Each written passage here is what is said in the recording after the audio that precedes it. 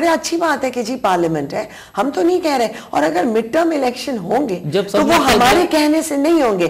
اگر mid term elections ہوئے تو وہ اس لیے ہوں گے کہ اس حکومت کی نااہلیت ہوگی. اگر مڈ ٹرم الیکشنز ہوئے, یہ حکومت کے اوپر ہے, ان کو چاہیے کہ یہ اپنے آپ کو سنبھالیں, یہ ملک کو سنبھالیں, یہ صحیح فیصلے کریں کہ یہ آواز اور نہ اٹھے. جب لوگوں میں اتنی بے چینی اور اتنی ہمارے ملک کے اندر ریسٹلیسنس بڑھے گی تو آٹومیٹکلی مڈ ٹرم الیکشن کی طرف آوازیں اٹھیں گی. اور میں آپ کو بتاؤں ذوالفقار صاحب, میں نہیں سمجھتی کہ کوئی مڈ ٹرم الیکشن کے اندر کوئی اتنی برائی ہے.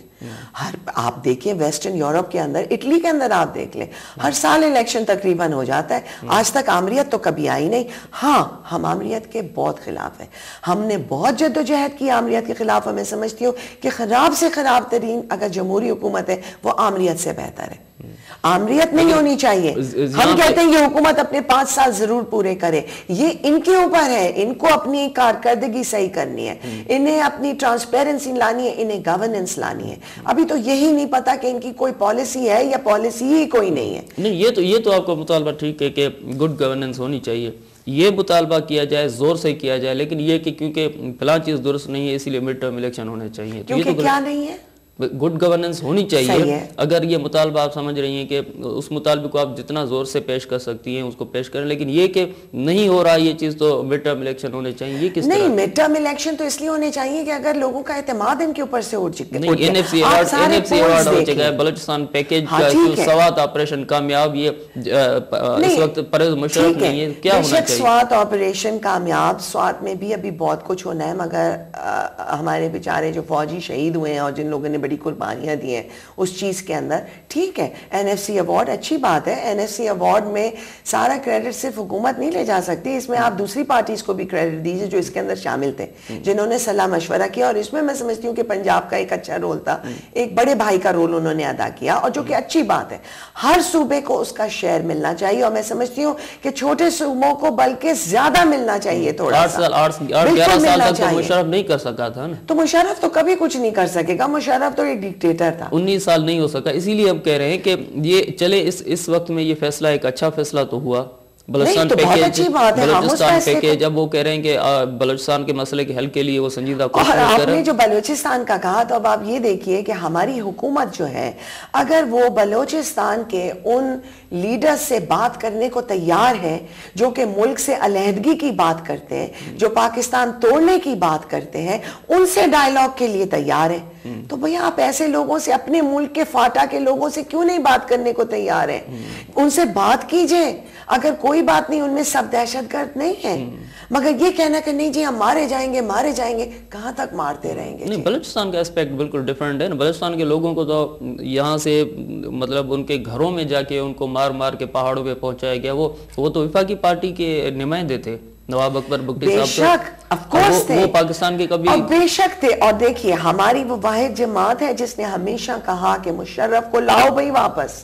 کیوں نہیں یہ حکومت مشرف کو واپس لاتی؟ کیوں نہیں امریکہ کو کہتے کہ ان کو واپس یہاں ایکسٹراڈائٹ کریں جیسے اور لوگوں کو بھجوا رہے ہیں؟ مشرف کا احتساب ہونا چاہیے, پوچھنا چاہیے نا مشرف, جنرل مشرف سے کہ آپ نے کیسے یہ کام کیے. مشرف نے ہر کام اللیگل کیا.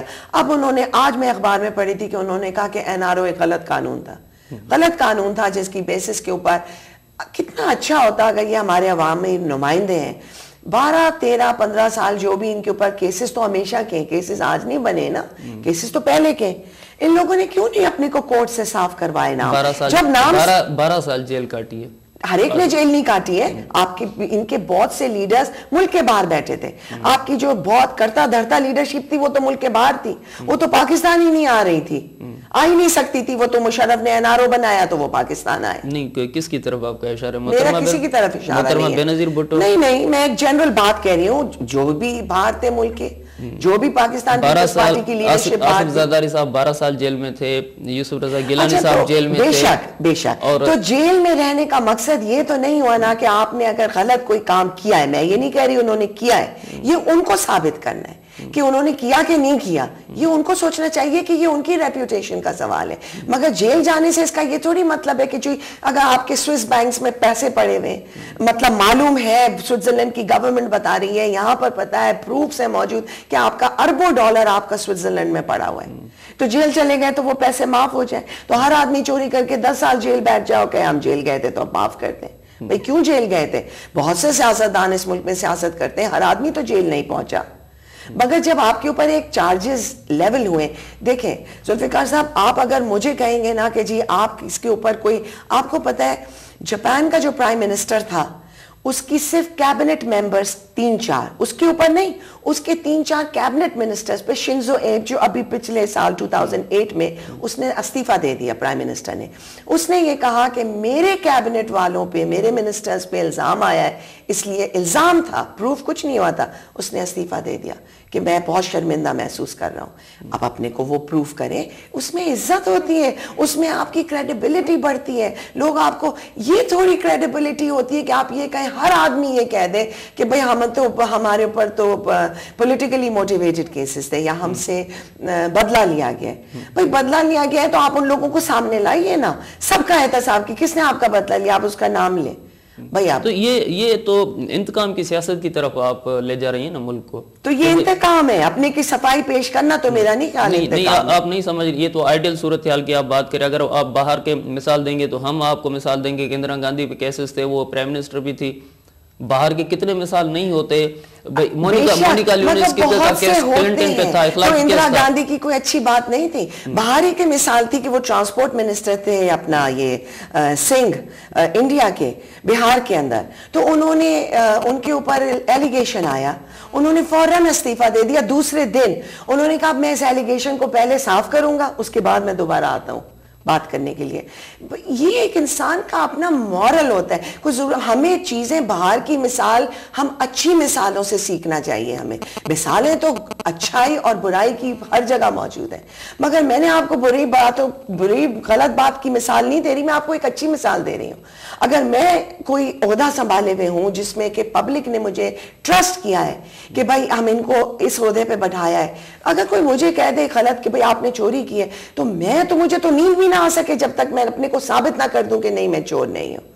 مجھے نہیں ضرورت ہے کہ کوئی عامر میرے لیے رول بنائے گا, اس کے بعد ہم آئیں گے, پھر ہم بیٹھے رہیں گے 2 سال تک ماشاءاللہ یہ حکومت ہے, یا یہ حکومت یا اور جو بھی لوگ ہیں, میں انہی کو نہیں کہہ رہی ہوں, میں کہہ رہی ہوں ہر وہ پبلک سرونٹ جس نے قوم کے ساتھ پیسے لوٹے ہیں یا قوم کے ساتھ بددیانتی کی ہے, انہیں اپنی صفائی پیش کرنی چاہیے. یہ ان کے عہدے کے ساتھ میں عزت اور انصاف کی بات ہوگی.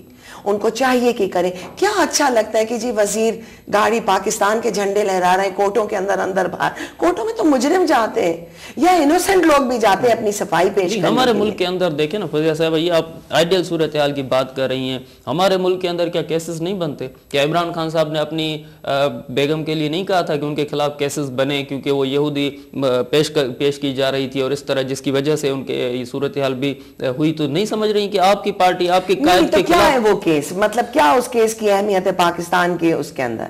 اگر کوئی بھی کسی کی بیگم پہ, کسی کے ہسبینڈ پہ کوئی بھی کوئی کیس کرتا ہے, ہم بات کر رہے ہیں پبلک سروس کی جو بیماری اور کرپشن کے اندر ملوث ہے. جو آئیڈیل صورتحال کی فضیہ صاحبہ بات کر رہی ہیں, ان کے لیڈر عمران خان صاحب خود کہتے ہیں کہ میری بیگم صاحبہ کے خلاف اسی لیے کیس بنائے گئے پولیٹیکل, کیونکہ میں سیاست کر رہا تھا. ان کی جو تحریک چل رہی تھی ہسپتال بنانے کے لیے, ان کے اشتہارات اس لیے بند کر دیے کہ کوئی سیاست کر رہا تھا. تو اتنی بڑی پارٹی جو محترمہ بینظیر بھٹو کی تھی, ان کے خلاف کیسز نہیں بن سکتے تھے؟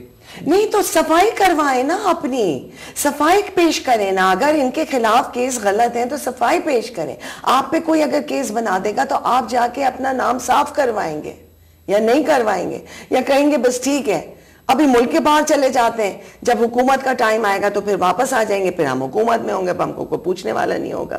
نہیں, یہ غلط بات ہے. اچھا یہ جو ہم اخلاقیات کی بات کر رہے ہیں, کہہ رہے ہیں کہ اخلاقی, کیونکہ آئینی حوالے سے تو تحفظ حاصل ہے, لیکن اخلاقیات کی جب ہم بات کرتے ہیں تو کیا یہ صرف ان چند وزراء پہ آتا ہے جو اس وقت حکومت کر رہے ہیں, یعنی اوورآل ہمارے پورے پاکستان کی جو قیادت ہے ان پہ آتا ہے؟ یہ ہر اس شخص پہ آتا ہے اور اس پہ لازم ہے جو اس ان قسم کے کیسز میں ملوث ہے. یہاں ہم لیتے ہیں چھوٹا سا بریک. ناظرین ملوں تھا 100 وقفے کا.